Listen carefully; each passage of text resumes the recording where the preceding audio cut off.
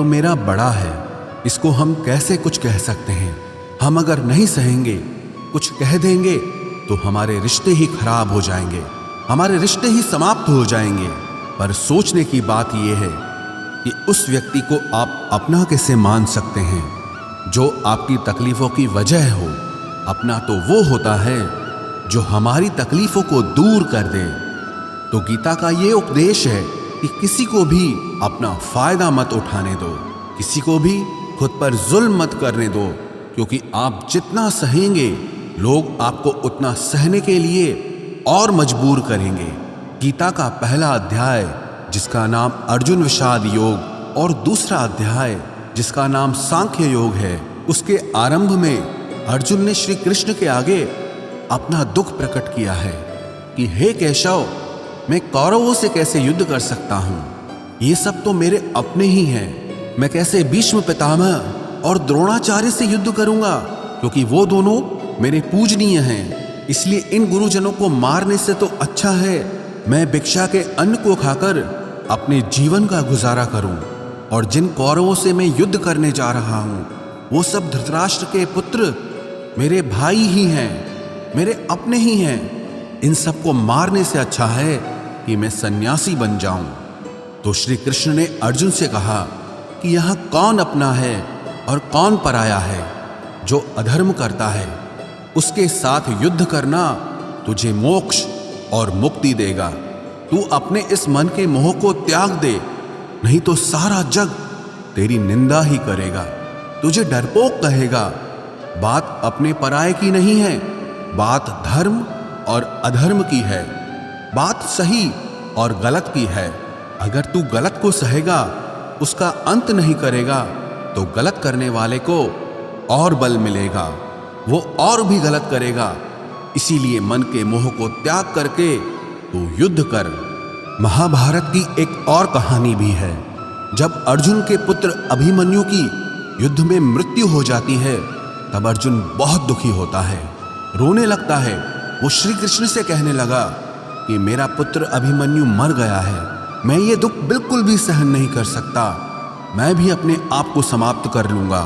फिर भगवान श्री कृष्ण उसे आत्माओं के लोक में लेके गए, जहां अभिमन्यु आनंद से बैठा हुआ था। क्योंकि उसने क्षत्रियोचित व्यवहार किया, इसलिए उसे उत्तम पद की प्राप्ति हुई। जब अर्जुन अभिमन्यु के पास रोते रोते पहुंचा, अपने पुत्र को देखकर अर्जुन बहुत प्रसन्न हुआ। उसे गले से लगाकर कहने लगा कि हे पुत्र, तेरे बिना तो मैं जी ही नहीं सकता, मैंने तो अपने जीवन की आशा का ही त्याग कर दिया है। तो अभिमन्यु कहने लगा कि आप कौन हैं? अर्जुन बोला, मैं तेरा पिता हूं, तू मेरा पुत्र है अभिमन्यु। तो अभिमन्यु कहने लगा कि कौन पिता कौन पुत्र, मेरे हजारों जन्म हुए हैं। किसी जन्म में आप मेरे पिता बनते हैं और किसी जन्म में मैं आपका पिता बनता हूं। आत्मा का न कोई माता होता है न कोई पिता होता है। जब अर्जुन ने देखा कि मेरा पुत्र मुझे पहचान भी नहीं रहा तो उसका सारा मोह खत्म हो गया। इसलिए गीता के इस उपदेश को ठीक से समझ लो कि यहाँ कोई अपना पराया नहीं है। जो बुरे वक्त में, तकलीफ के वक्त में हमारा साथ दे, सिर्फ वही हमारा अपना है, बाकी सब पराये हैं। गीता का दूसरा उपदेश यह है कि जो चला गया है कभी उसका दुख मत करो, और जो आने वाला है उसकी बिल्कुल भी चिंता मत करो। जब महाभारत का युद्ध चल रहा था तब अर्जुन ने श्री कृष्ण से कहा कि अगर यह युद्ध हुआ तो करोड़ों लोग मारे जाएंगे। जो सैनिक और योद्धा इस युद्ध में मारे जाएंगे उनकी स्त्रियों का क्या होगा, समाज कैसे आगे बढ़ेगा। और भी बहुत सी बातें अर्जुन ने विस्तार से कही हैं। तो भगवान श्री कृष्ण ने कहा, अशोच्यानन्व शोचस्त्वम प्रज्ञावादांश्च भाषसे गतासून अगतासूश्च नानुशोचन्ति पंडिताः। श्री कृष्ण बोले, हे अर्जुन, तू बड़ी बड़ी ज्ञानियों जैसी बातें करता है, लेकिन जो सच में ज्ञानी होता है, वो जो लोग मर चुके हैं, जा चुके हैं या एक दिन जाने वाले हैं, उनकी चिंता नहीं करता है, उनका दुख नहीं करता है। तेरे हाथ में कुछ भी नहीं है, तू चाहकर भी कुछ कंट्रोल नहीं कर सकता। जीवन और मरण ये तो प्रकृति की नियति है। इसीलिए जो ज्ञानी होता है वो किसी के मरने पर भी रोता नहीं है, ज्ञानी जन ना ही बीते हुए कल का शोक करते हैं और ना ही आने वाले कल की चिंता करते हैं। इसीलिए जो होने वाला है वो होकर ही रहता है और जो नहीं होने वाला है वो कभी नहीं होगा। ऐसा निश्चय जिसको समझ में आ जाता है, जिसकी बुद्धि में आ जाता है, उसे कभी कोई चिंता नहीं सताती, कोई दुख नहीं सताता। हमारे सारे दुखों का कारण ही यही है। या तो हम जो वक्त गुजर चुका है उसे सोच सोच कर परेशान होते रहते हैं, या भविष्य की चिंता कर करके खुद को बीमार कर देते हैं, नष्ट कर देते हैं। गीता का ज्ञान हमें यही सिखाता है कि ना तो हम बीता हुआ कल बदल सकते हैं और ना ही आने वाले कल पर कंट्रोल कर सकते हैं।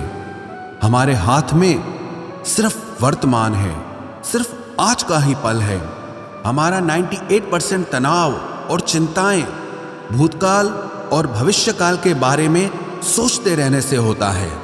हम हमेशा उसी में ही जीते रहते हैं, मगर वर्तमान में कभी नहीं जीते, इस पल को कभी नहीं जीते। जब आप वर्तमान का पूरा आनंद लेना सीख जाओगे, तभी आपकी जिंदगी से तनाव कम होगा, चिंताएं खत्म होगी। वर्तमान में जीना एक बहुत बड़ी उपलब्धि है।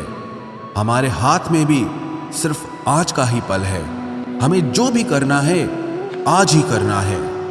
कभी भी ये सोचकर समय को नष्ट नहीं करना चाहिए कि अभी मेरे पास बहुत समय बचा है। एक गुरुजी ने अपने एक शिष्य को पारस का पत्थर दिया। उनका वो शिष्य बहुत आलसी था, हर काम को कल पे टाल देता था। तो गुरुजी ने उसे कहा कि मैं तुझे ये पारस पत्थर दे रहा हूं।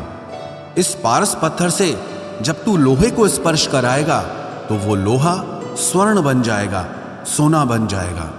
और ये पारस पत्थर मैं तुझे 1 महीने के लिए दे रहा हूं। जब 1 महीना समाप्त हो जाएगा तब मैं तुझसे ये पत्थर वापस ले लूंगा। तब तक तू इस पत्थर को अपने पास ही रख। गुरुजी का वो शिष्य बाजार में लोहा खरीदने के लिए गया। जब बाजार में वो लोहा खरीदने पहुंचा तो उसे लोहे का वो रेट बहुत महंगा लगा। उसने कहा थोड़े दिन रुक के ले लूंगा, जब लोहे का रेट कम हो जाएगा। पर उसकी बुद्धि में ये बिल्कुल नहीं आया कि इस लोहे को मैं सोना बनाकर बहुत अधिक धन बना सकता हूं। लेकिन उसके मन की सुस्ती, उसके मन का आलस्य, उसकी वजह से उसने उस काम को कल पे टाल दिया। ऐसे ही करते करते पूरा महीना समाप्त हो गया। फिर गुरुजी उस शिष्य के पास आ पहुंचे कि बताओ तुमने कितना सोना बनाया। शिष्य बोला कि मैंने तो अभी सोना बनाना शुरू भी